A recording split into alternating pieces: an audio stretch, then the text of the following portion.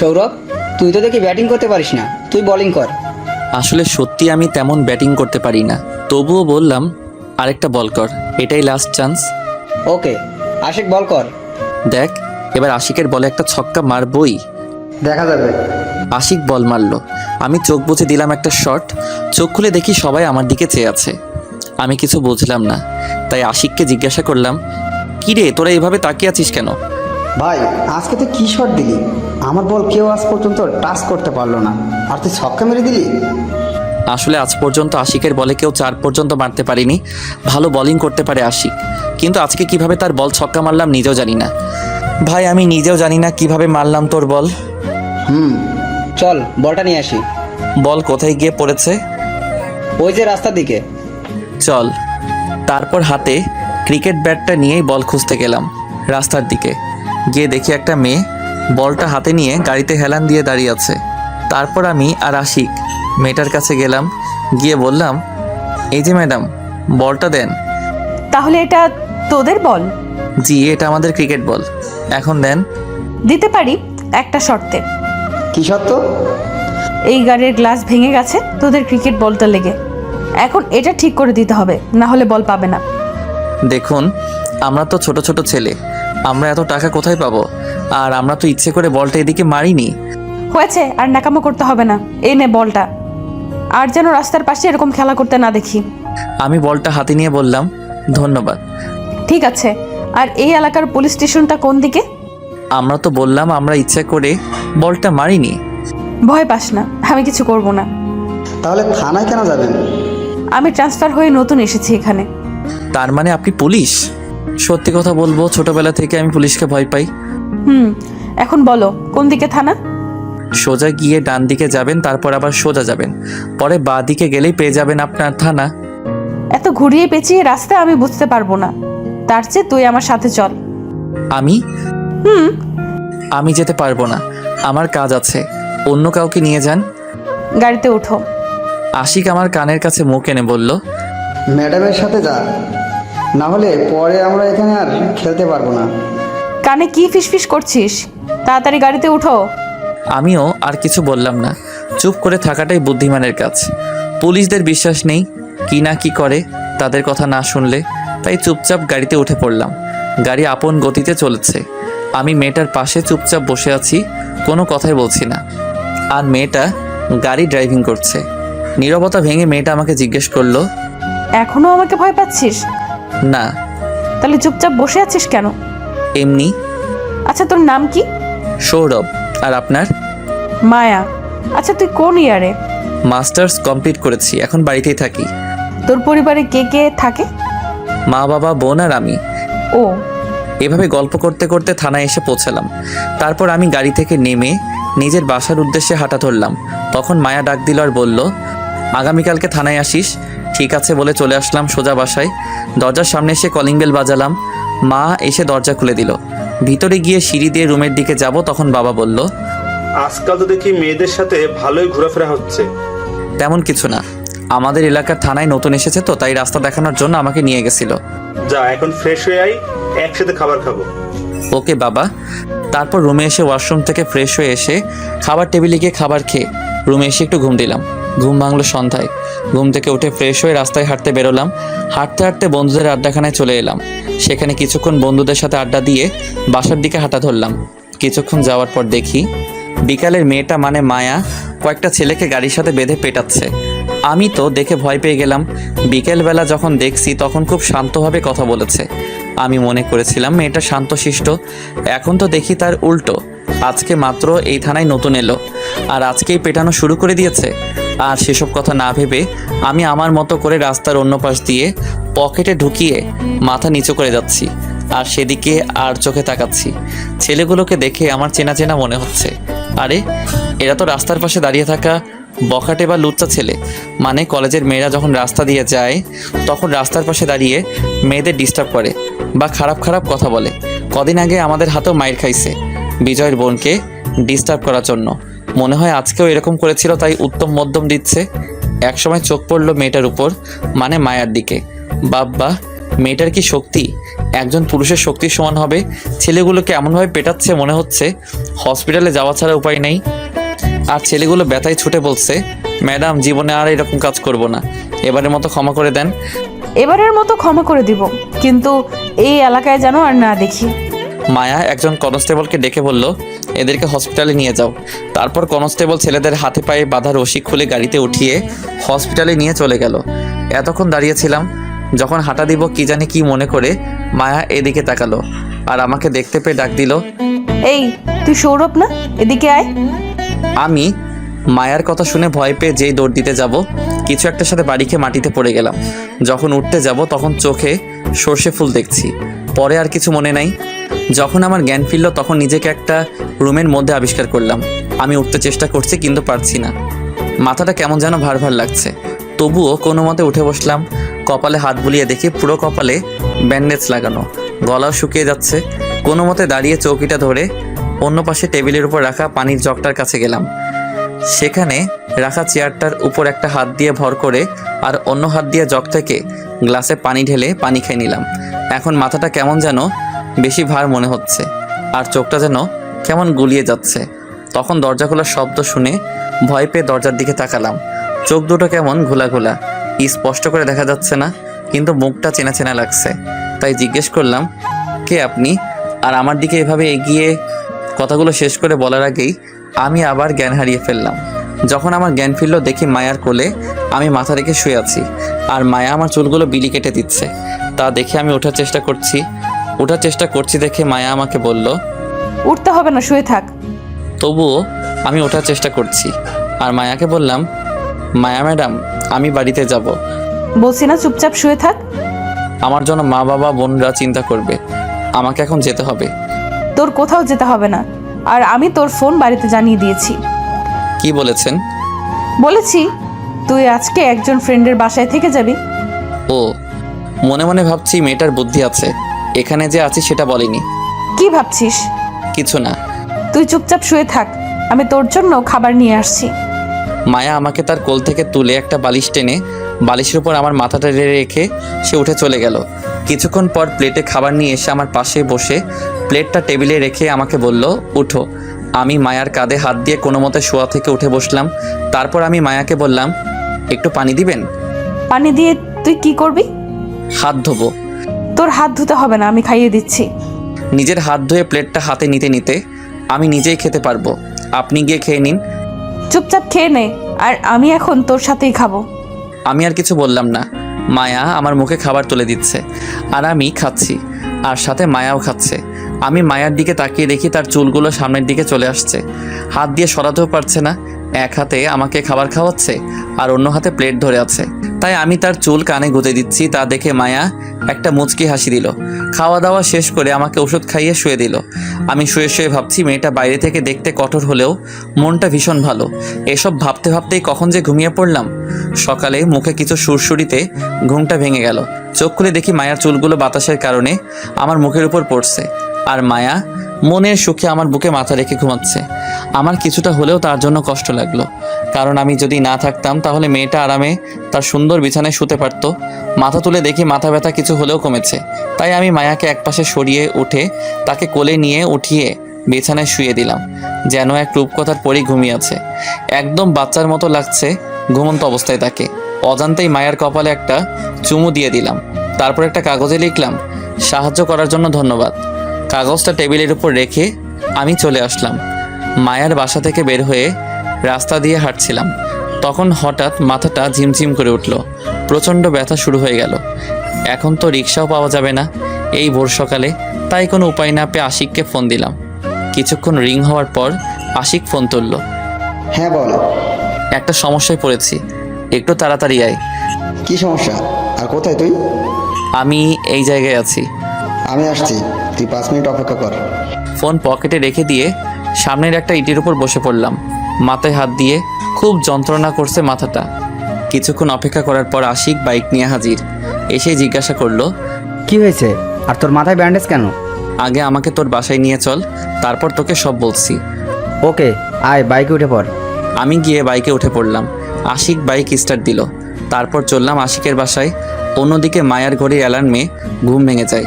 ঘুম থেকে নিজেকে বিছানায় দেখে চমকে যায় আর ভাবে, আমি তো গত রাতে মেঝেতে বসে চৌকিতে হেলান দিয়ে শুয়েছিলাম, তাহলে এখানে আমি কি করে এলাম? পরে আমার কথা মনে পড়তেই মায়ার দু চোখ আমাকে খুঁজতে লাগলো। এদিক ওদিক তাকিয়েও যখন আমাকে দেখলো না, তখন তার চোখ যায় টেবিলটার উপরে, আর সেখানে কাগজে বড় করে লেখা, সাহায্য করার জন্য ধন্যবাদ। লেখাটা পড়ে মায়া অজান্তেই ফিক করে একটা হাসি দেয় আর ভাবে, এর ভোরবেলায় ছেলেটা কি বাড়ি চলে গেছে? ছেলেটা মাথায় তো প্রচন্ড আঘাত পেয়েছে, তাহলে কিভাবে একা যাবে? মায়া মনে মনে ভাবে, আমি কেন ছেলেটার কথা ভাবছি? ধ্যাৎ। বলে মায়া বিছানা থেকে উঠে ওয়াশরুমে চলে যায়। ওয়াশরুম থেকে ফ্রেশ হয়ে এসে মায়া বিছানা ঠিক করতে যায়। যেই চাদরটা তুলে ভাঁজ করতে যাবে, তখন একটা মানিব্যাগ চাদর থেকে ছিটকে এসে মেঝেতে পড়ে। মায়া কৌতূহল বশত চাদরটা রেখে মানিব্যাগটা তুলে দেখে ব্যাগে কিছু টাকা আর একটা ছিঁড়া ফটো। মায়া মানিব্যাগ থেকে ছিঁড়া ফটোটা বের করে দেখে বড় রকমের একটা টাসকি খায়, কারণ ফটোতে মায়ার ছোটবেলায় তার মনের মানুষের সাথে তোলা ফটোর অর্ধেক ফটো। মায়া তাড়াতাড়ি করে তার পার্স ব্যাগ থেকে তার কাছে থাকা এরকমই একটা অর্ধেক ছিঁড়া ফটো বের করে মানি ব্যাগ থেকে পাওয়া ফটোর সাথে মিলিয়ে দেখে, আর সেটা মিলেও যায়। মায়া ভাবে, এই মানিব্যাগটা কার হতে পারে, নাকি সৌরভের? সৌরভকে জিজ্ঞেস করলেই বোঝা যাবে এই মানিব্যাগটা কার। মায়া আর কিছু না ভেবে ঘড়ির দিকে তাকিয়ে দেখে অফিসের সময় হয়ে গেছে, তাই তাড়াতাড়ি করে পুলিশের ইউনিফর্ম পরে থানার দিকে রওনা দেয়। এদিকে আমি আর আশিকের বাসায় পৌঁছালাম। আমি বাইক থেকে নেমে ভিতরে গিয়ে সোজা আশিকের রুমে গিয়ে তার বিছানায় শুয়ে পড়লাম, কারণ মাথাটা বেশি ব্যথা শুরু হচ্ছিল। আমাকে এভাবে শুয়ে পড়তে দেখে আশিক জিজ্ঞেস করলো, সৌরভ, তুই ঠিক আছিস তো, নাকি শরীর খারাপ করছে? আমি ঠিক আছি, মাথার ব্যথাটা প্রচণ্ডভাবে ব্যথা শুরু হয়েছে। ও, তাহলে তুই শুয়ে রেস্ট নে, আমি একটু বাজার থেকে ঘুরে আসি। আসলে আশিকের বাবা আশিক ছোট থাকতেই মারা যায়, আর তাদের ছোট একটা ব্যবসা আছে, সেটাকে তার মা দেখাশোনা করে, আর তার বড় ভাই দেশের বাইরে থাকে, তাই তাকে রোজ বাজার করতে হয়। আমার জন্য ব্যথার ওষুধ নিয়ে আসিস, টাকা নিয়ে যায়। এই বলে আমি পকেটে হাত দিয়ে দেখি পকেটের মানিব্যাগটা নেই, মনে হয় কোথাও পড়ে গেছে, না হলে মায়ার বাড়িতে ফেলে এসে পড়েছি। তাই আশিককে বললাম, দোস্ত, মানিব্যাগটা আনতে ভুলে গেছি, তুই একটু তোর টাকা দিয়ে কষ্ট করে ওষুধ এনে দে, আমি পরে তোর টাকা দিয়ে দিব। আরে আমি তো তোর জন্য ওষুধ আনতে যাচ্ছি, আর সেই সাথে বাজারটাও করে আসবো। ধন্যবাদ দোস্ত। ঠিক আছে, ফ্রেশ হয়ে নাস্তা খেয়ে নিস, টেবিলে রাখা আছে। ওকে। আশিক বাজারে চলে গেল। আমি আরও কিছুক্ষণ শুয়ে থাকলাম। যখন মাথার ব্যথাটা একটু কমলো, উঠে ওয়াশরুমে গিয়ে ফ্রেশ হয়ে এসে টেবিলে রাখা নাস্তাটা থেকে হালকা কিছু খেয়ে নিলাম। তারপর 2 গ্লাস পানি খেয়ে আবার বিছানায় গিয়ে শরীরটাকে একটু হেলিয়ে দিলাম। তখন হঠাৎ মনে পড়লো আমার মানিব্যাগের কথাটা। মানিব্যাগের কথাটা মনে হতেই চোখ দিয়ে কয়েক ফোঁটা জল গড়িয়ে পড়লো। তার কারণ আমার ছোটোবেলার সেই ভালোবাসার মানুষের ফটো। এই একটাই ফটোর অর্ধেক ছিল আমার কাছে, আর অর্ধেকটা ভালোবাসার মানুষের কাছে। পাঠক ভাইরা, চলো ছোটোবেলার সময় ফিরে যাই। যখন আমি ছোট ছিলাম তখন আমরা গ্রামে থাকতাম। সেখানেই মিলে আমার মনের রাজকন্যার দেখা।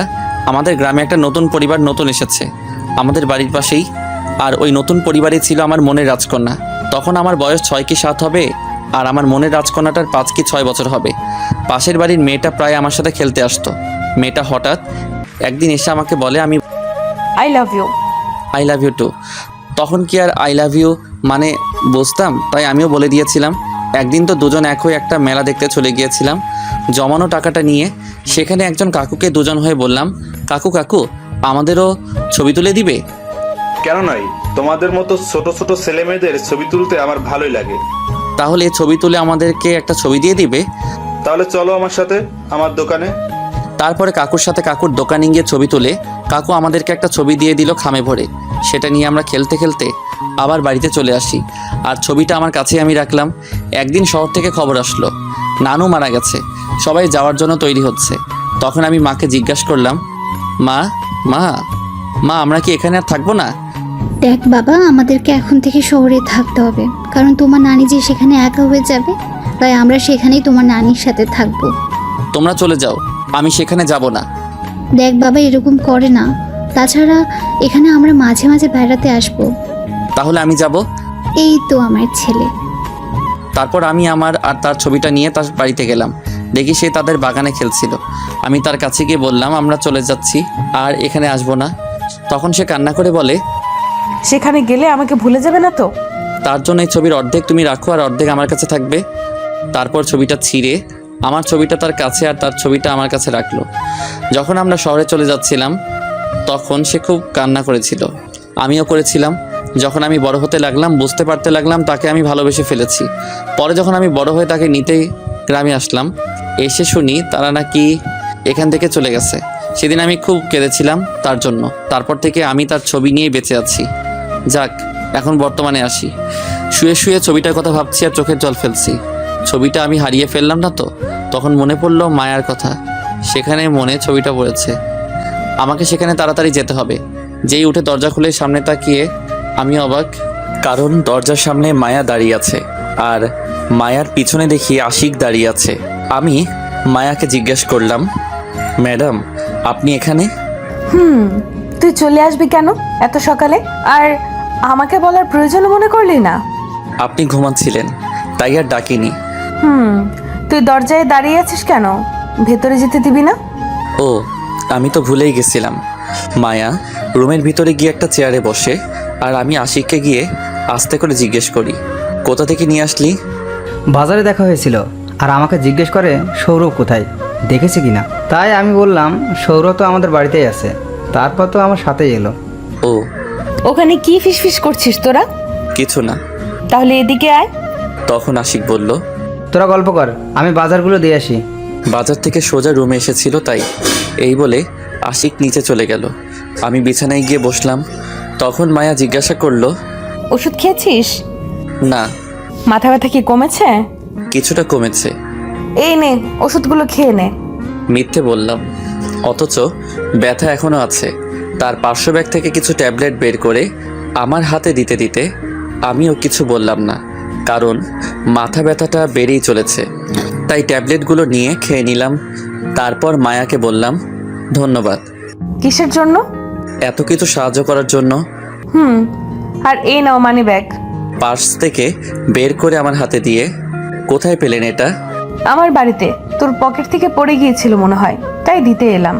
জানেন, এই মানি ব্যাগটাই আমি খুঁজতে যাচ্ছিলাম, আপনারা তার আগে চলে এলেন। তা কি আছে এই মানি ব্যাগে যে এই হারিয়ে যাওয়া ব্যাগটা খুঁজেছিস?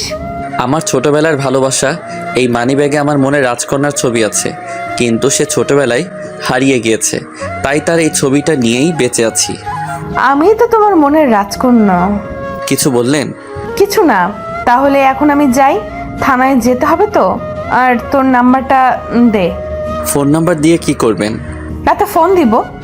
ও, এই নেন 0194। তারপর মায়া চলে গেল আর আমি একটু ঘুমানোর চেষ্টা করছি। কি করব, মাথা ব্যথায় ঘুমিয়ে আসছে না। কিছুক্ষণ পর আশিক রুমে এলো আর বলল, আঙ্কেল আন্টি ফোন করেছিল। কি বলেছি পরে? বলেছি সৌরভ আমার বাসায় আছে আর বিকেলে বাড়ি চলে যাবে। খুব ভালো করেছিস। আর মেয়েটা কেন এসেছিল? আমি তারপর আশিককে শুরু থেকে শেষ পর্যন্ত বললাম। এসব শুনে আশিক আমার দিকে হা করে তাকিয়ে আছে। এইভাবে তাকিয়ে থাকিস না, মুখে মাছি ঢুকে যাবে। এসব কিছু হয়ে গেল আর আমাকে কিছু বললি না? সময় পাইনি। এখন একটু রেস্ট নে, বিকেলে চলে যাবি না। আচ্ছা। তারপর আমি ওষুধ খেয়ে শুয়ে পড়লাম। ঘুম ভাঙলো আশিকের ডাকে। সৌরভ, এই সৌরভ, উঠে পড়, অনেক বেলা হলো, খাবার খেয়ে নে। আমি উঠে ফ্রেশ হয়ে খাবার খেয়ে নিলাম। মাথাটার ব্যথা কমে গেছে এখন। তাই আশিককে বললাম, দোস্ত তুই না থাকলে কী যে হতো। থ্যাঙ্কস দোস্ত। কমেছে মাথা ব্যথাটা? কমে গেছে দোস্ত, এখন বাড়ি চলে যাই, পরে আবার মা বাবারা আমার জন্য চিন্তা করবে। চল, আমি তোকে বাইকে করে বাসায় দিয়ে আসি। ঠিক আছে। তারপর আমি আশিকের সাথে বাইকে করে বাসায় চলে এলাম। আমি বাইক থেকে নেমে আশিককে বললাম, ভিতরে আয়, চা খেয়ে যাবি? না দোস্ত, আজকে থাক, অন্য একদিন আসবো, তুই এখন রেস্ট নে। এই বলে আশিক চলে গেল। বাসার দরজার কাছে গিয়ে কলিং বেল বাজালাম। মা এসে দরজা খুলে দিল আর আমাকে দেখে জিজ্ঞেস করলো, তোর মাথায় কি হয়েছে? ব্যান্ডেজ কেন? তেমন কিছু না, ওই একটু পড়ে গিয়ে কেটে গেছে। দেখে চলতে পারিস না? আয় ভেতরে আয়। আমি ভিতরে গিয়ে ওয়াশরুম থেকে ফ্রেশ হয়ে নিলাম। তারপর রুমে গিয়ে বিছানায় শরীরটা একটু এলিয়ে দিলাম আর হাতে ফোনটা নিয়ে একটু ফেসবুকে ঢুকলাম। অনেক দিন ধরে ফেসবুকে ঢোকা হয় নাই। নোটিফিকেশন চেক করছিলাম, তখন দেখি আমার ছবিতে কেউ কমেন্ট করেছে। আইডির নাম ছোটবেলার ভালোবাসা। কমেন্ট বক্সে ঢুকে দেখি ওই আইডি থেকে লিখেছে সো সুইট জানো। আমি তো দেখে অবাক, এটা আবার কে হতে পারে? যে আমাকে জানু বলছে। আইডির প্রোফাইল চেক করে দেখি আইডিটা কোনো মেয়ের আইডি। আমি রিপ্লাই দিলাম, কে আপনার জানু, আর আপনি কি আমাকে চিনেন নাকি? এটা লিখেই ফেসবুক থেকে বের হয়ে গেলাম। শুয়ে শুয়ে ছোটবেলার আমার মনের রাজকন্যার ছবিটা মানিব্যাগ থেকে বের করে দেখছিলাম। তখন মা আমার রুমে এসে বলল, খেতে আয়।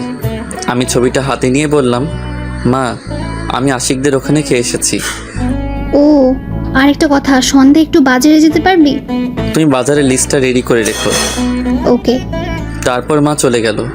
আমি আবার আমার মনের রাজকন্যাটার ছবির দিকে তাকিয়ে ভাবছি, কোথায় হারিয়ে গেলে তুমি? তোমাকে আমি কিভাবে খুঁজবো? এসব ভাবতেই চোখ থেকে কয়েক ফোঁটা জল গড়িয়ে পড়ল। তখন পাশে থাকা ফোনটা বেজে উঠল। ফোনটা তুলে দেখে অচেনা নাম্বার, তাই রিসিভ করলাম না। বারবার কল করছে, তাই বাধ্য হয়ে কলটা রিসিভ করলাম। হ্যালো সৌরভ, জি, আপনি কে আর আমাকে কিভাবে চেনেন? আমি মায়া। এবার চিনতে পারছিস? কেন ফোন করেছেন? কি করছিস এখন? শুয়ে আছি। আপনি? এখনো থানায় আছি। ভাত খেয়েছিস? আপনি? আর শোন, আগামীকাল সকালে থানায় আসিস। কেন, আমি কি কিছু করেছি? না, তোকে একটু দরকার আছে। ঠিক আছে। এই বলে ফোনটা কেটে দিলাম। তারপর হাতে থাকা ছবিটা আমার মানিব্যাগে রেখে বিছানা থেকে উঠে ফ্রেশ হয়ে ড্রয়িং রুমে গেলাম। দেখি মা একা বসে বসে টিভি দেখছে। আমি মাকে জিজ্ঞাসা করলাম, মা বাবা কোথাও গেছে নাকি? মনে হয় পাশের বাড়িতে গেছে কিছু বই আনার জন্য। ও, মা একটু খাবার বেড়ে দাও তো, খিদা লাগতেছে। তুই বস, আমি খাবার নিয়ে আসছি।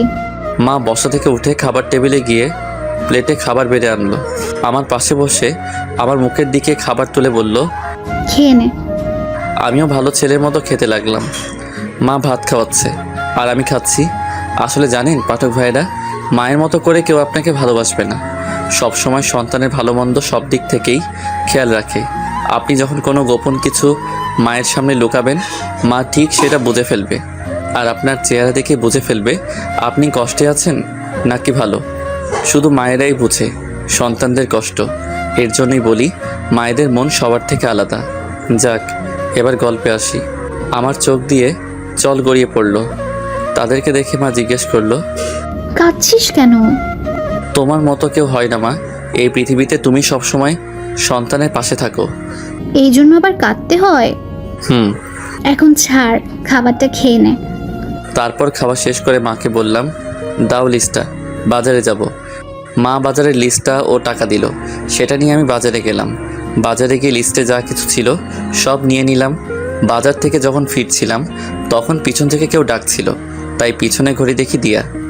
একই সাথে কলেজে পড়েছিলাম, সেই থেকে আমাকে চিনে। দিয়া আমার কাছে এসে জিজ্ঞাসা করলো, কেমন আছিস সৌরভ? এই তো ভালোই, তুই? ভালো।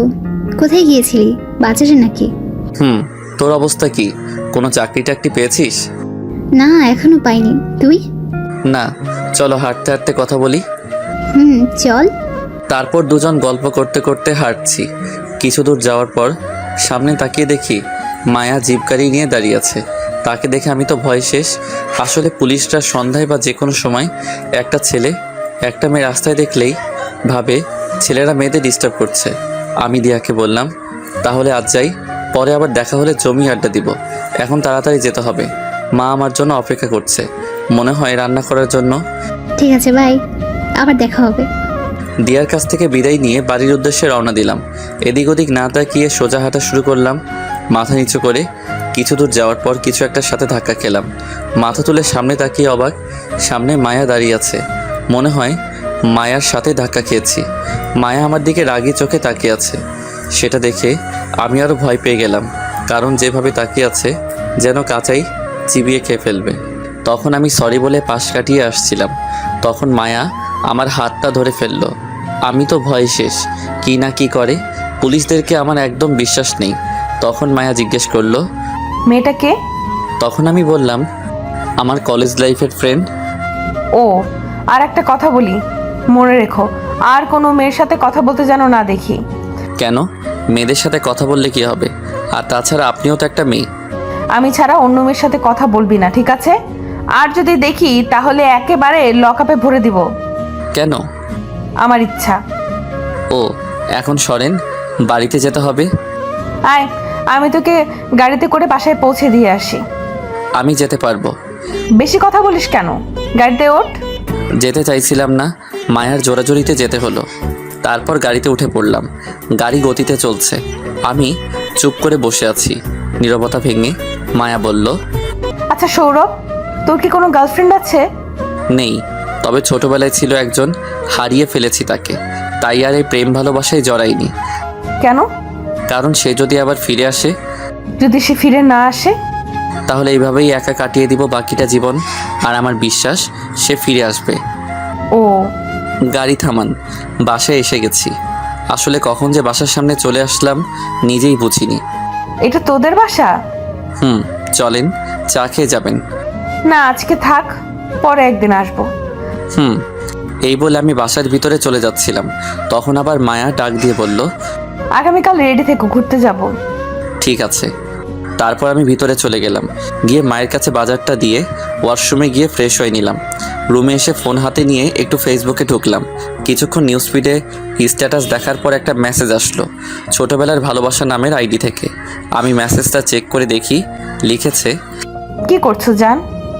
মেসেজটা পড়ে তো আমি অবাক, কারণ এসব মেসেজ তো আমাকে কেউ দিবে না। তাই আমি রিপ্লাই দিলাম, কে আপনি, আর আমাকে জান টান এসব কি বলছেন?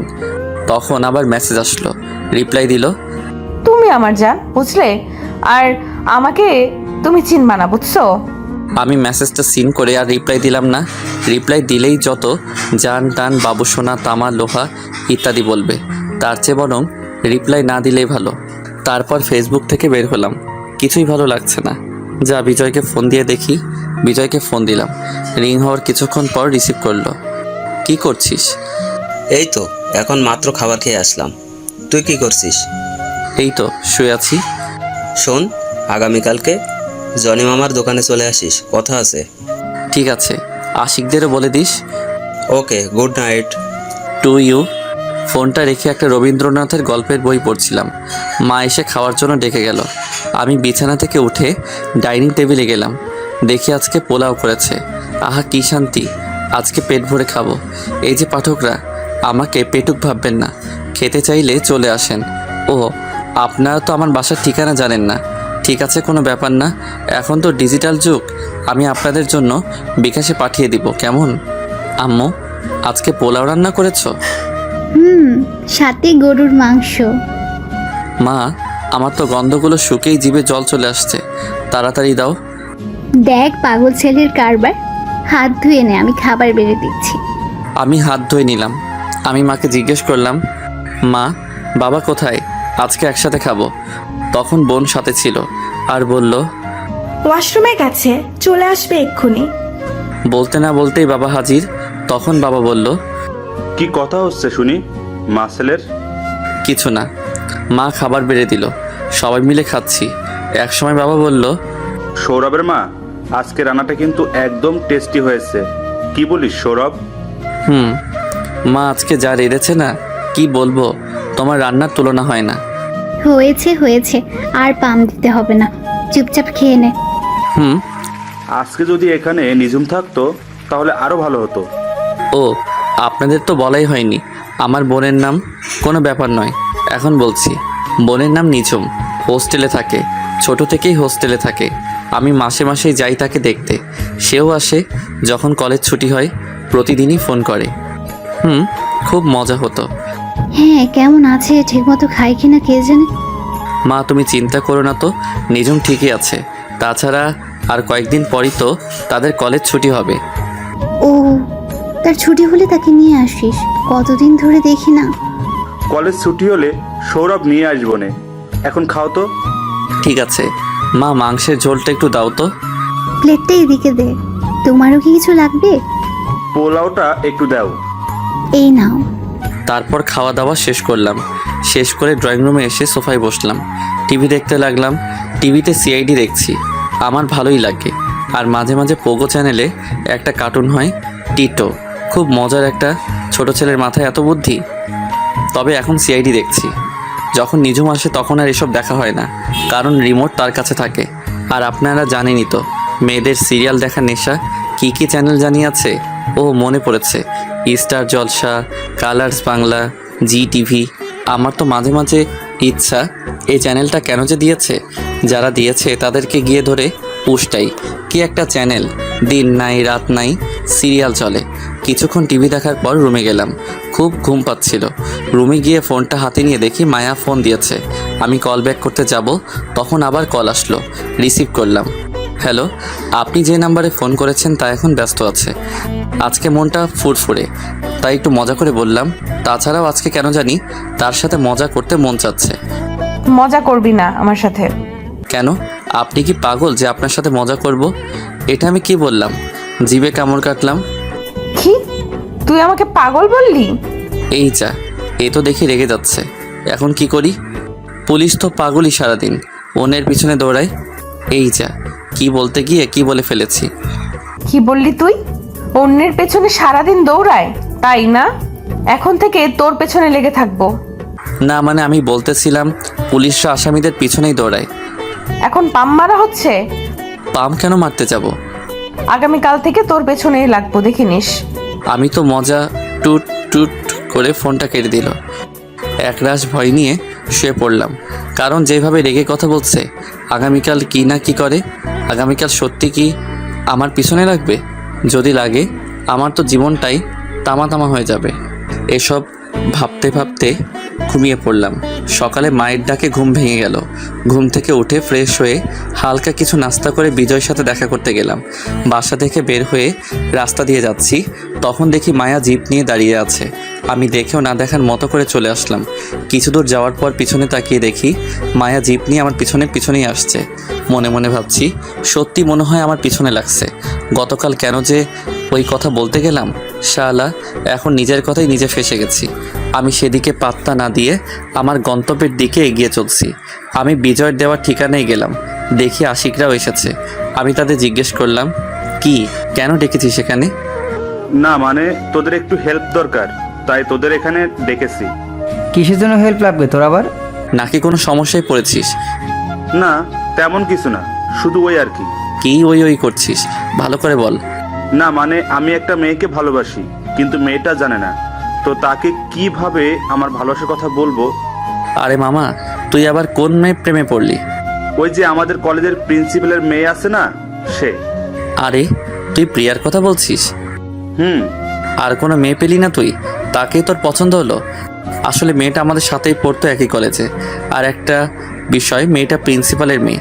মেয়েটা খুব ভালো, কিন্তু ওই প্রিন্সিপালটাই যত খিটখিটে স্বভাবের, আর রাগীও বটে। একবার তো প্রিয়াকে কে যেন ডিস্টার্ব করেছিল। ছেলেটাকে একেবারে কলেজ থেকে বের করে দিয়েছে। ছেলেটা হাতে পায়ে ধরেও ছাড় পেল না। যাক, সেসব কথা পরে গল্পে আসি। মনে হয় বেচারা মরা শখ হয়েছে। এই বলে সবাই হেসে দিল। আমি বললাম, এই তোরা থাম, কিভাবে বিজয়কে হেল্প করা যায় চিন্তা কর। আমার কথা শুনে সবাই চুপ হয়ে গেল। তখন আশিক বলল, আমার মাথায় একটা বুদ্ধি এসেছে। কি? বলে ফেল দেখি। যখন প্রিয়া এই রাস্তা দিয়ে যায় তখন সামনে গিয়ে বলে দিবি, আমি তোকে ভালোবাসি। আইডিয়াটা কেমন দিলাম? ভালোই দিয়েছিস। হঠাৎ চোখ গেল রাস্তার দিকে, দেখি প্রিয়া আর তার বান্ধবীদের সাথে কোথায় যেন যাচ্ছে। তা দেখে আমি বিজয়কে বললাম, বিজয় দেখ সামনে। কি? প্রিয়া। কোথায়? ওই যে সামনে। তারপর বিজয় সামনে তাকিয়ে প্রিয়াকে দেখে, তারপর আমাকে বলে, সৌরভ গিয়ে বলে দে না আমি যে তাকে ভালোবাসি। তুই ভালোবাসিস আর আমি গিয়ে বলবো আমি পারবো না, তুই যা। জানা দোস্ত, তুই যা চাইবি তাই দিব, প্লিজ দোস্ত। ঠিক আছে, কিন্তু যা চাইবো দিতে হবে কিন্তু। ওকে। তারপর আমি প্রিয়ার কাছে গেলাম। আমাকে দেখে প্রিয়া জিজ্ঞেস করলো, আরে শৌফিক, কেমন আছিস? ভালোই, তুই? ভালো। কোথাও যাচ্ছিস নাকি? বান্ধবীদের সাথে একটু ঘুরতে বেরিয়েছি। ও প্রিয়া, তোর সাথে কিছু কথা ছিল, একটু সাইডে আয় তো। তার বান্ধবীদের থেকে কিছু দূরে এসে বলল, কি বলবি বল। আসলে হয়েছে কি, বিজয় নাকি তোকে ভালোবাসে। এই কথাটা বিজয় বলতে বলল, তাই তোকে বললাম। তাই নাকি? সে কোথায়? ওইদিকে। এই, তোরা এখানে একটু থাক, আমি আসছি। তারপর আমাকে সাথে নিয়ে বিজয়ের কাছে গেল। রাস্তা পার হওয়ার সময় কিছু দূরে দেখি মায়া গাড়ি নিয়ে দাঁড়িয়ে আছে, আর আমার দিকে রাগি চোখে তাকিয়ে আছে। কি জানি কেন এরকমভাবে তাকিয়ে আছে কে জানে। অবশেষে রাস্তা পার হলাম। প্রিয়া বিজয়ের কাছে গিয়ে একটা ঠাস করে চড় মারল। আমরা তো দেখে অবাক, কেন চড় মারল আর এদিকে বেচারা বিজয় গালে হাত দিয়ে প্রিয়াকে জিজ্ঞেস করলো, মারলে কেন? কেন বাবু, ভালো লাগেনি? না। ওই শালা, তুই আমাকে ভালোবাসিস, তুই নিজে না গিয়ে অন্যকে পাঠাস কেন? তো কি করব, তোর বাবার ভয়েই তো বলতে পারি নাই। ভয় পেলে আমাকে ভালোবাসতে পারবি? না। এবার আমাকে প্রপোজ কর দেখি। প্রিয়ার কথা শুনে বিজয় অবাক হয়ে বলল, তার মানে তুমি আমাকে ভালোবাসো? কলেজ থেকেই। তাহলে বলনি কেন? হারানোর ভয়ে বলিনি, যদি তুমি না বলে দিতে। তাই? এবার আমাকে প্রপোজ করো। তারপর বিজয় হাঁটু গেড়ে প্রিয়াকে প্রপোজ করে। প্রিয়াও বিজয়ের হাত ধরে তুলে জড়িয়ে ধরে। তখনই প্রিয়ার বান্ধবীরা এসে বলে, আমরাও এখানে আছি কিন্তু। এই বিজয়, এখন কিন্তু যা চাইবো তাই দিতে হবে। কি চাস বল? বেশি কিছু না, ওই পোলাও আর বিরিয়ানি খাওয়ালেই হবে সবাইকে। তাহলে আগামীকাল সকালে চলে আসিস আশিকদের নিয়ে আমার বাড়িতে। আন্টি রান্না কতদিন ধরে খাই না। ঠিক বলেছিস। তখন প্রিয়ার এক বান্ধবী এসে বলল, হ্যালো, হাই, আমি নীলা। আমি সৌরভ। আচ্ছা, আপনার কি কোনো গার্লফ্রেন্ড আছে? নেই। তাহলে তো আমারও হয়েই গেল। মানে এখন আমি আপনার সাথে প্রেম করব, তাই। কী সব বলছেন? আপনার মাথা ঠিক আছে? একদম ঠিক আছে। নীলার সাথে কথা বলছিলাম। তখন প্রিয়া বলল, চলো সবাই, আজকে তোদের জন্য ফুচকা খাওয়াবো। তারপর সবাই চলে গেল ফুচকার দোকানে। আমি তারপর নীলাকে কিছু বলিনি। তখন আমি রাস্তার ওপাশে তাকিয়ে দেখি মায়া দাঁড়িয়ে আছে। তা দেখে তাদেরকে বললাম, তোরা যা, আমার কাজ আছে একটু। তোর আবার এ সময় কি কাজ? আমি আশিকের কানের কাছে গিয়ে বললাম, রাস্তার ওপাশে দেখ কে আছে। আশিক আমার কথা শুনে তাকিয়ে দেখে মায়া পুলিশ ড্রেসে দাঁড়িয়ে আছে। পরে আশিক জিজ্ঞেস করে, মেয়েটা কি পুলিশ? আর সকাল থেকে আমাকে ফলো করেছে। এই, তুই কাউকে বলিসনি তো আবার? আরে না। তাহলে তোর পিছনে লেগে আছে কেন সকাল থেকে? তারপর আমি গতকাল রাতের ঘটনাটা বললাম। তা শুনে আশিক বলল, তোকে মনে হয় ম্যাডাম ভালোবেসে ফেলেছে। আমাকে? তা নয় তো কি, যেভাবে তোর পিছনে লাগছে তা দেখে তো আমার তাই মনে হয়। যা গিয়ে জিজ্ঞেস কর কি জন্য এখানে এসেছে। ঠিক আছে, তোরা যেতে থাক তাহলে। ওকে। তাদেরকে পাঠিয়ে দিয়ে আমি মায়ার কাছে গেলাম। গিয়ে জিজ্ঞেস করলাম, এই যে আপনি আমার পিছনে লাগছেন কেন? গতকাল রাতে তুমিই তো বলছিলা পুলিশরা শুধু শুধু মানুষের পেছনে দৌড়ায়, তাই আজ থেকে তোমার পেছনে লেগেছি। আচ্ছা, আপনি কি আমাকে ভালো টালোবাসেন নাকি? তা বলতেও পারো, কিন্তু কেন? না মানে আপনি তুই থেকে তুমিতে চলে গেলেন তাই? আর শুনেন, আমি কিন্তু আপনাকে ভালোবাসতে পারবো না। কেন? কারণ আমার ছোটবেলার ভালোবাসা এখনো আছে। হারিয়ে গেলেও আমার বিশ্বাস সে ফিরে আসবে। তোমার সামনেই তো দাঁড়িয়ে আছে। কিছু বললেন? না, কিছু না। ও, তাহলে এখন যাই। এই বলে চলে যাচ্ছিলাম, তখন মায়া বলে উঠল, কোথায় যাচ্ছ? নাকি ওই ডাইনি মেটার কাছে যাবে? কেন, কোনো সমস্যা আছে আপনার? হ্যাঁ, আমার অনেক সমস্যা, কারণ আমি তোমাকে ভালোবাসি। কখন থেকে? যেদিন তুমি মাথায় আঘাত পেয়েছিলে সেদিন থেকেই। ও, তোমাকেও আমাকে ভালোবাসতে হবে। পারবো না। কি বললাম?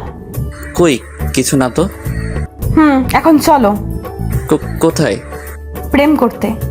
আমি যাব না। তোমাকে যেতেই হবে। এই বলে আমাকে টেনে গাড়িতে উঠালো। আমি আর কিছু বললাম না। যেভাবে রেগে আছে এখন। মায়া গাড়ি চালাচ্ছে আর আমি চুপ করে বসে আছি। কিছু দূর যাওয়ার পর মায়া গাড়িটা পার্কের সামনে থামালো। মায়া গাড়ি থেকে নেমে বলল, নামো। আমিও চুপচাপ গাড়ি থেকে নেমে পড়লাম। তারপর দুজনে পার্কের ভিতরে গেলাম। পার্কের ভিতরে গিয়ে একটা বেঞ্চে বসলাম। চুপচাপ বসে আছি। আমি আশেপাশে তাকিয়ে দেখি একজন আরেকজনকে কিস করছে। তা দেখে আমি বুঝে গেলাম এটা প্রেম করার জায়গা। কিছুক্ষণ পর মায়া নরম সুরে বলল, সৌরভ, তুমি কি আমাকে সত্যিই ভালোবাসতে পারবে না? না। কেন? নাকি তোমার ছোটবেলার ভালোবাসাকে ভুলতে পারছো না? ধরে নাও তোমার ভালোবাসা এসে গেছে। মানে? আমি জানি তোমার ছোটবেলার ভালোবাসা কে, যার ছবি আজও তুমি মানি ব্যাগে নিয়ে ঘুরো। কি ঠিক বললাম তো? মায়ের কথা শুনে আমি অবাক হয়ে গেলাম, কারণ সে কিভাবে জানলো এসব বিষয়ে। তাই অবাক হয়ে মায়াকে জিজ্ঞাসা করলাম, আপনি এসব জানেন কিভাবে? তাছাড়া তোমার ছোটবেলার সবকিছুই আমি জানি। মানে তুমি ছোটবেলার একটা মেয়েকে খুব ভালোবাসো, তার জন্য এতদিন ধরে অপেক্ষা করছো। তা আপনি কি করে জানলেন? কারণ মেয়েটা আমার বাড়িতেই আছে। তাড়াতাড়ি চলেন, আসলে প্রিয় মানুষটাকে দেখতে মনটা খুবই ছটফট করছে। কোথায়? আপনার বাড়িতে। ও চলো। তারপর মায়ের সাথে করে পার্ক থেকে মায়ার বাড়িতে চললাম। মায়ার বাড়িতে পৌঁছে আমি গাড়ি থেকে নেমে তাড়াতাড়ি মায়ার বাসার ভিতরে গেলাম। আমার এরকম করা দেখে মায়া জিজ্ঞাসা করলো, তুমি এমন করছো কেন? কারণ তাকে অনেকদিন পর দেখবো তো তাই। আর তর সইছে না। কোথায় সে? তোমার পাশেই তো দাঁড়িয়ে আছে। আমি মায়াকে আবার জিজ্ঞেস করলাম, কোথায় সে? আছে। তারপর মায়া তার ঘরের দরজা খুলে আর আমি ভিতরে গিয়ে কাউকে দেখতে না পেয়ে মায়াকে জিজ্ঞাসা করি, ঘরে তো কেউ নেই, কোথায় আছে সে? কেন, আমি তো আছি। মানে আমি তোমার ভালোবাসা। আপনি? আমি। কেন বিশ্বাস হচ্ছে না? না। তাহলে তোমার মানি ব্যাগটা দাও। কেন? দিতে বলছি, দাও। আমিও আর কিছু বললাম না, পকেট থেকে বের করে দিয়ে দিলাম।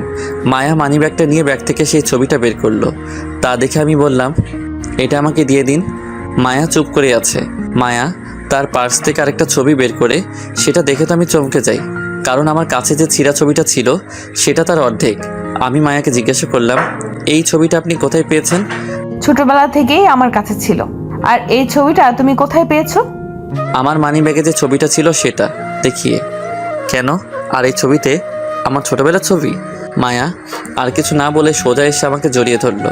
আমি তো অবাকের পর অবাক হচ্ছি, কেন এমন করছে মায়া? আর ছবিটার অর্ধেক অংশটাও তার কাছে। তাহলে কি মায়া আমার? না, আর কিছু ভাবতে পারছি না। এদিকে মায়া আমাকে জড়িয়ে ধরে আছে। ছাড়াতে চেষ্টা করছি কিন্তু কোনো মতে ছাড়াতে পারছি না। মায়া বলছে, এরকম করছো কেন? জানো তোমার জন্য আমি কতটা অপেক্ষা করেছি? আর নয়। কী সব বলছেন? ঠিকই বলছি। আর তুমি মনে হয় আমাকে এখনো বিশ্বাস করতে পারছো না। তাহলে এই দেখো। আমাকে ছেড়ে দিয়ে তার শার্টের হাতা তুলে আমাকে দেখিয়ে, আমি তো দেখে বিশ্বাসই করতে পারছি না। এটা কি করে সম্ভব? তার হাতে এই অক্ষরের একটা ট্যাটু আঁকা। তা দেখে আমি বুঝে গেলাম এটা সেই মানুষটাই। যখন আমরা ছোটোবেলায় স্কুলে যেতাম তখন বড় ভাইদের হাতের ট্যাটু দেখে আমাদেরও ইচ্ছা হয়েছিল হাতে ট্যাটু আঁকতে। তারপর একদিন আমরা এক বড় ভাইয়ের কাছে গিয়ে হাতে ট্যাটু লিখে আঁকি। আমার নামের প্রথম অক্ষর এস তার হাতে, আর তার নামের এম অক্ষর আমার হাতে আঁকি। যাক, এখন বর্তমানে আসি। আমি মায়াকে কিছু বলার আগেই মায়া বলে উঠল, তোমার হাতেও কিন্তু এম অক্ষরের ট্যাটু আছে। আমি এখন আরও নিশ্চিন্ত হলাম, কারণ আমার হাতে যে ট্যাটু আছে সেটা আমি আর সে ছাড়া কেউ জানতো না। আমি কোনো কথা না বলে মায়াকে গিয়ে জড়িয়ে ধরে কান্না করে দিলাম। এই কান্না কষ্টের কান্না নয়, আনন্দের কান্না। আমাকে কান্না করতে দেখে মায়া বলল, তাই একদম কান্না করবে না, তাহলে কিন্তু আমিও খেতে দেবো। তাহলে কাছে থেকেও আমাকে বলোনি কেন? তুমি আমার সেই তুমি। বলতে চেষ্টা করেছি কিন্তু পারিনি। আর ফেসবুকে যে আইডি থেকে তোমাকে মেসেজ দিত সেই মেসেজটাও আমিই দিতাম। অনেক ভালোবাসি তোমাকে। ভালোবাসবে তো আমাকে? কি বলো? আমিও তোমাকে অনেক অনেক ভালোবাসি। তাই তো আজ পর্যন্ত কোনো মেয়ের প্রস্তাবে রাজি হইনি, তুমি আসবে বলেই। কি? তোমাকে মেয়েরা প্রেমের প্রস্তাব দিত? কিন্তু আমি রাজি হইনি। আজকেও একটা মেয়ে আমাকে কথাটা বলার আগেই মায়া বলল, ওই ডাইনিটা বলেছিল তো? যারা যারা আমার বরকে প্রেমের প্রস্তাব দিয়েছে তাদের এক একটাকে তো আমি হাজতে ভরবো। আমি মুচকি মুচকি হাসি দিয়ে তার দিকে তাকিয়ে আছি। রাগলে তার গাল দুটো কেমন যেন লাল হয়ে যায়, আর তাকে দেখতেও তখন খুব সুন্দর লাগে। আমার হাসি দেখে মায়া জিজ্ঞেস করলো, এই তুমি হাসছো কেন? না মানে এই যে তুমি বর বললে তাই। এই কারণে তুমি হাসছো? তাছাড়া তুমি তো আমার বরই হবে, তাই না? হব? আমি তো বিয়ে করে ফেলেছি, তাহলে কিভাবে তোমার বর হব? তো তুমি বিয়ে করেছো? এই যা, মনে হয় কান্না করে দিবে। আমি তাকে কাছে টেনে এনে বললাম, তুমি কান্না করছো কেন? মায়া নিজেকে ছাড়াতে ছাড়াতে বলল, ছাড় আমাকে, ছাড়। তুমি এখন অন্য কারো। আমি আর কিছু না বলে দুহাত দিয়ে মায়াকে জড়িয়ে ধরে তার গোলাপি মিষ্টি ঠোঁটে আমার ঠোঁট ডুবিয়ে দিলাম। আহা, সে কি ফিলিংস বলে বোঝাতে পারবো না। এদিকে মায়া ছুটার জন্য আমার বুকে কিল ঘুষি দিতে লাগলো। আমিও কি ছাড়ার পাত্র? অবশেষে না পেরে চুপ করে রইল। প্রায় 10 মিনিট পর ছেড়ে দিলাম। দুজনই হাঁপাচ্ছি। এক পর্যায়ে মায়া বলল, তুমি এটা কি করলে? কই কি করছি? তুমি আমাকে কিস করলে। হবু বউকে কিস করবো না তো কাকে করবো শুনি? কে তোমার বউ? আর তুমি তো বিয়ে করেছো, তোমার বউকেই গিয়ে কিস করো, আমাকে করছো কেন? আমি তাকে শক্ত করে জড়িয়ে ধরে বললাম, আমি তো শুধু তোমাকে রাগানোর জন্য মিথ্যে বলেছিলাম, আর তুমি সেই সিরিয়াসভাবে নিলে? তোমাকে ছাড়া আমি কি কাউকে বিয়ে করতে পারি? আমাকে রাগাতে খুব ভালো লাগে, তাই না? তোমাকে রাখতে দেখলে খুব সুন্দর লাগে। তাই? হুম। খুব ভালোবাসবে তো আমায়? অনেক অনেক ভালোবাসবো। এভাবে আমাদের হারিয়ে যাওয়া প্রেম ফিরে এলো, আর আমাদের প্রেম শুরু হয়ে গেল 1 মাস পর। আজ আমার আর মায়ার বিয়ে। বিয়েটা পারিবারিকভাবেই হচ্ছে, দুই পরিবারের খুশিতেই আমাদের বিয়ে হচ্ছে। ছেলেপুলেরা দৌড়াদৌড়ি করছে, আমি বসে আছি আমার রুমে। সকাল থেকে মায়াকে দেখিনি, তাই তাকে দেখতে মনটা ছটফট করছে।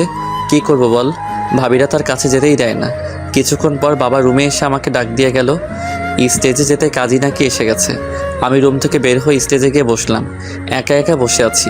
শালার বন্ধুগুলোকে দেখি বসে ময়দা মাখা সুন্দরী মেয়ে দেখছে। আমার বউকে আবার বলিনি, কিন্তু আমার বউ যথেষ্ট সুন্দরী আছে, ময়দা মাখার দরকারই নেই। এই কথা পাঠক ভাইয়েরা আমার বউকে বলবেন না আবার। কিছুক্ষণ পর মায়াকে আমার পাশে বসিয়ে দিল, আর কাজী বিয়ের কাজটা শুরু করে দিল। অবশেষে বিয়ের কাজ সম্পূর্ণ হলো। এখন প্রায় রাত 10টা বাজে, আর আমি বাথরুমের দরজার সামনে দাঁড়িয়ে আছি। আমাকে দরজার সামনে দাঁড়িয়ে থাকতে দেখে ভাবিরা জোর করে আমাকে রুমের ভিতরে ঢুকিয়ে দিয়ে দরজাটা বাইরে থেকে বন্ধ করে দিল। রুমের ভিতরে গিয়ে বিছানার কাছে গেলাম, দেখি মায়া বড় লম্বা ঘোমটা দিয়ে বসে আছে। আমি ঘোমটা তুলে তাকে দেখে আবার ক্রাশ খাইলাম আর কি। তারপর মায়াকে বললাম, চলো বাসর করি আমরা। আমার এই কথাটা হঠাৎ বলাতে মায়া চমকে উঠে বলল, সবার সামনে? কেউ তো নেই। নেই মানে? তোমার পাঠকরা তো দেখছে, তাদের সামনে আমার লজ্জা করে না বুঝি? ওরে আমার লজ্জাপতি বউরে। এই যে পাঠক ভাইয়েরা, আপনারা এখন আসতে পারেন, অনেক পড়েছেন, অন্য একদিন পড়ে নেবেন। এখন দেখছেন না আমার লজ্জাপতি বউটা কত কত লজ্জা পাচ্ছে। এই আমি পাঠকদেরকে তাড়িয়ে দিয়েছি, এখন তো শুরু করি। লাইটটা অফ করে দাও। তারপর লাইট অফ, দুজনে মিলে এখন বাসর করতে হবে। এই পাঠক ভাইরা, এখন আপনারা জাননি আপনাদের মা বাবা আপনাদের জন্য চিন্তা করবে তো। এইভাবেই শুরু হলো এই গল্পের আমাদের সুখের সংসার জীবন। ভালোভাবে যেন কাটে তাদের এই সুখের জীবনটা। আজ এখানেই শেষ করছি।